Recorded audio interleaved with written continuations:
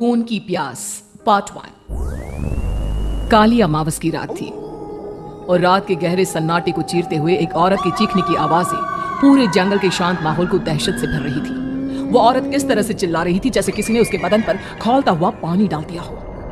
रात को अपने खेतों में पानी देने के लिए आया हुआ हरिया किसान अभी तक इन आवाजों को सुन नहीं पाया था, क्योंकि उसके बेटे किशन ने उसे नया नया मोबाइल फोन जो लाकर दिया था शहर से, और बस उसी मोबाइल फोन में ईयरफोन लगाकर वो कोई पुराना गाना सुनने में मग्न था।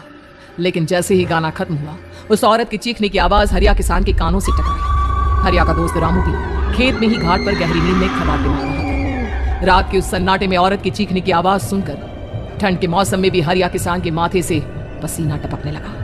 रामू, अरे ओ रामू, अरे जल्दी उठ, क्या खर्राटे मारकर सो रहा है? अरे इतनी रात को ये जंगल में कौन औरत चीख रही है? पूरी तरह से चीख रही है। अरे क्या हुआ? क्या हुआ? कौन है? अरे भूत आ गया क्या? चोर आ गया क्या? अरे न चोर आया है न भूत आया है। मैं ये कह रहा हूँ कि क्या तूने इस औरत के चीखने की आवाज सुनाई देती है कि नहीं? अरे कौन सी औरत? अरे हाँ, ये आवाज है। तू पहले नहीं बता सकता था? पता नहीं कौन चुड़ैल जंगल में नाच रही है। हम घर चले जाते हैं। देखता नहीं, मैंने तो कानों में ये लगा रखा था। वो किशन ने लाके दिया ना शहर से, गाने सुन रहा था मैं। अरे लेकिन भाई, मुझे बहुत डर लग रहा है। क्या करे? अरे करना क्या है? भागो यहाँ से। भगवान जाने कौन है और क्यों इतना चीख रही है, और उस औरत की चीखने की आवाजें और ज्यादा तेज होने लगी है। हरिया और रामू के पैर डर के मारे कांप रहे थे। डर की वजह से ना वो वहां पर रुक पा रहे थे और ना ही अपनी जगह से आगे बढ़ पा रहे थे। तभी अचानक से सन्नाटा छा गया। सही मौका है, हमें यहाँ से निकल लेना चाहिए भैया। रामू और हरिया अपना गमछा उठाकर दबे पैरों जंगल के रास्ते से गांव की तरफ चलने लगे। गांव की ओर जाने वाला ये एक ही रास्ता था और आवाज भी उसी तरफ से आ रही थी। लेकिन अभी 2 मिनट पहले वो आवाज पूरी तरह बंद हो चुकी थी और जंगल में पहले जैसा सन्नाटा पसर चुका था। तभी अचानक से पेड़ों में किसी के चलने की सरसराहट रामू और हरिया को सुनाई दी। क्या तुमने कोई आवाज सुनी? हाँ यार, ऐसा लग रहा है कोई इस तरफ ही आ रहा है। और तभी अचानक सामने पेड़ से एक साया रामू और हरिया के सामने उल्टा आकर लटक गया। ये देखकर रामू और हरिया की चीख निकल गई। वो दोनों डर के मारे बेहोश हो गए। वो साया जमीन पर आकर खड़ा हुआ।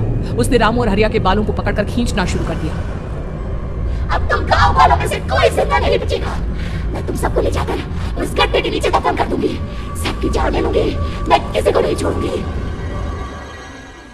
अगली सुबह रामू की पत्नी कमला हरिया के घर आई और उसने हरिया की पत्नी सुमन से अपने पति के बारे में पूछा। सुमन, कल रात को ये तुम्हारे ही पति के साथ गए थे खेत पर, अभी तक लौट कर नहीं आए हैं। हाँ बहन, मैं भी वही सोचकर परेशान हूँ। मेरे पति भी अभी तक खेत से लौट कर नहीं आए। भगवान जाने क्या बात है, दोपहर होने आई है। अब तक तो उन दोनों को लौट कर आ जाना चाहिए था। क्या करे, कैसे पता करे कि वो दोनों कहाँ हैं? मेरा बेटा भी शहर गया हुआ है, वरना उसी को भेज देती खेत पर। बहन, मुझे लगता है कि हम दोनों को वहाँ जाकर अपने पतियों को ढूंढना चाहिए। ठीक कहती हो तुम, चलो मैं तुम्हारे साथ चलती हूँ। और वो दोनों जंगल के रास्ते खेत की तरफ आगे बढ़ती हैं। वहां जाकर देखती है कि हरिया और रामू आग जलाकर आग के ऊपर कुछ पकाकर खा रहे थे। आप यहाँ पार्टी बना रहे हैं और वहाँ घर पर हमारी जान सुखी जा रही थी कि कहीं कुछ हो तो नहीं गया? मुझे कुछ नहीं हो सकता, मैं कभी नहीं मर सकता, समझे तो? अरे तबीयत तो ठीक है, ये किस तरह की आवाज में बात कर रहे हैं आप? कुछ हुआ है क्या? कुछ नहीं हुआ, बस जोरों की भूख लग रही थी इसलिए खाना बनाकर खा रहे थे। अच्छा, इतनी बदबू आ रही है, ऐसा क्या बनाकर खा रहे हैं आप? जरा हमें भी तो बताइए। अरे भाभी, क्यों परेशान हो रही हैं? मांस पकाकर खा रहे हैं। एक जंगली जानवर कल रात को खेत में आ गया था, हम दोनों ने उसे मार दिया और बस उसी का मांस पक रहा है। आप भी खाइए ना, बहुत ही स्वादिष्ट है। दिमाग खराब हो गया क्या आप दोनों का? आप दोनों मांस कब से खाने लगे, और वो भी जंगली जानवर का? चलिए अभी कभी घर चलिए। चलेंगे, लेकिन पहले ये मांस तो खत्म कर ले। कुछ देर बाद रामू और हरिया कमला और सुमन के पीछे पीछे गांव की तरफ चल देते हैं। रामू और हरिया की आंखें पहले जैसी नहीं रही थी, उनमें कुछ बदल गया था। रामू अपनी पत्नी कमला के साथ घर चला जाता है और हरिया अपने घर आ जाता है। देखिए, आपने जो कुछ भी किया मैं उसके लिए आपको माफ कर देती हूँ, लेकिन आज के बाद ये रामू के साथ जाकर मांस पकाकर खाया ना, तो इस घर में घुसने नहीं दूंगी आपको। अरे दिमाग मत खराब करो, मैं वहाँ खाट पर लेटकर गाने सुन रहा हूँ, मुझे परेशान मत करना आप। इतना तमाशा खड़ा कर दिया, दोपहर तक घर लौट कर नहीं आए और अब गाने सुनने। लेकिन हरिया घर के बाहर आंगन में जाकर चुपचाप लेट गया और गाने सुनने लगा। गाने सुनते सुनते हरिया को नींद आ गई। सुमन ने उसके कान से ईयर प्लग हटाया और अपने आप से कहा, जरा मैं भी तो सुनकर देखूं, ऐसे कौन से गाने सुनते हैं। उधर मोबाइल में एक अजीब सा गाना बजने लगा। मैं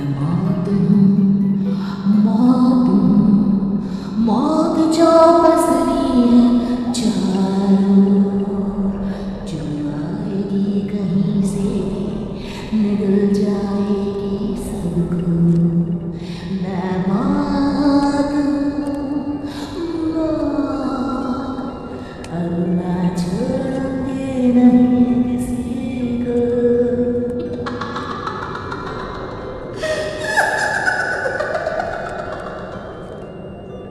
सुमन ने घबराकर मोबाइल फोन दूर रख दिया। वो बुरी तरह से डर गई थी। तभी अचानक हरिया अपनी नींद से जागा और गर्दन टेढ़ी करते हुए सुमन के पास आया। क्या क्या कर रही थी? गाने सुन रही थी? वो ये कैसा गाना सुन रहे थे तुम मोबाइल के अंदर? मौत है मौत। अरे ये सारी बातें छोड़ो और ये बताओ, आज शाम को तुम मेरे साथ खेत चलोगी? लेकिन क्यों? और तुम इस तरह से क्यों बात कर रहे हो? अपनी गर्दन सीधी रखकर बात करो ना। वो मेरी गर्दन में सोते सोते थोड़ा दर्द हो गया है। मेरे साथ आज खेत चलो ना। तुम्हारे साथ पूरी रात रहना चाहता हूँ।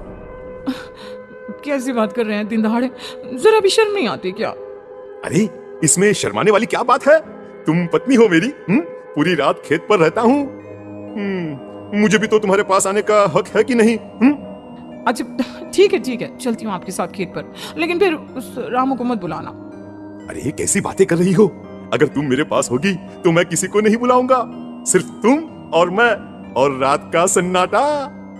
शाम के वक्त हरिया सुमन को अपने साथ खेत पर ले जाता है। आसमान में चांद पूरी तरह से चमक रहा था। हरिया ने अपने खेत में बनी हुई छोटी सी झोंपड़ी के अंदर सुमन को अपने पास बिठा लिया और उसके बालों में हाथ फिराते हुए कहा, कितनी खूबसूरत हो तुम, बहुत सुंदर लग रही हो। एक चांद से भी ज्यादा सुंदर लग रही हो। ऐसी बातें मत करिए ना, मुझे शर्म आती है।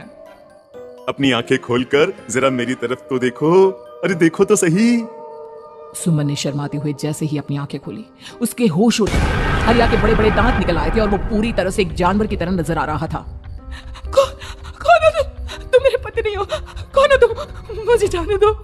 लेकिन हरिया ने सुमन के हाथ को कसकर पकड़ लिया। उसके नुकीले नाखूनों की वजह से सुमन के हाथ से खून बहने लगा था। बहुत दर्द हो रहा है, मुझे जाने दो। कौन हो तुम? क्या करना चाहते हो? वही जो एक आदमी एक औरत के साथ करना चाहता है, और उसके बाद मैं तुम्हें वहीं ले जाऊंगा जहां पर तुम्हारा पति है। क्या मतलब? क्या कहना चाहते हो? कहाँ है मेरा पति? जंगल के बीचों बीच उबलते हुए पानी के तालाब में, वहीं है तुम्हारा पति।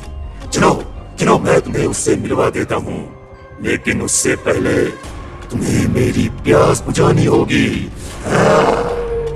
और इतना कहकर हरिया सुमन के ऊपर जानवरों की तरह टूट पड़ता है। आखिर कौन था वो जानवर, और क्या सुमन उसके शिकंजे से बचकर निकल पाई? जानने के लिए देखिए इस कहानी का अगला भाग।